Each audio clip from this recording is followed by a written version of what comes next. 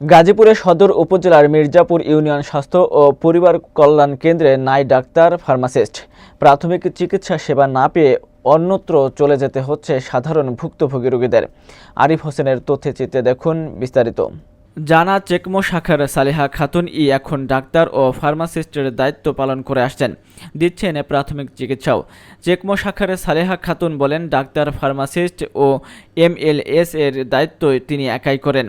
তিনি আরও বলেন, 2017 সাল থেকে তিনি মির্জাপুর স্বাস্থ্য কেন্দ্রে আছেন। 2020 সালে ডাক্তার ইকরামুলের পোস্টিং এখানে থাকলেও তিনি একদিনের জন্য হলেও আসেননি। ফার্মাসিস্ট সুশীলকেও তিনি এখনও দেখেননি বলে জানান সালেহা খাতুন। এ ব্যাপারে গাজীপুর সদর উপজেলা স্বাস্থ্য বিভাগের টিএসও মোহাম্মদ রফিকুল ইসলাম জানান, সংশ্লিষ্ট কর্তৃপক্ষের নির্দেশে ডাক্তার ইকরামুল হাসান কাশিমপুর কেন্দ্রীয় কারাগারে এবং ফার্মাসিস্ট সুশীল শহীদ তাজউদ্দিন মেডিকেল কলেজ এই দায়িত্ব পালন করছে বলে জানান তিনি।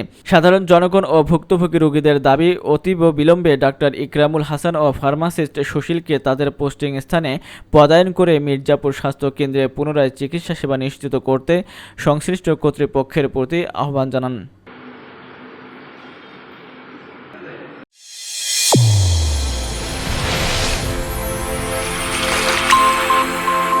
চ্যানেল A1 হৃদয়ের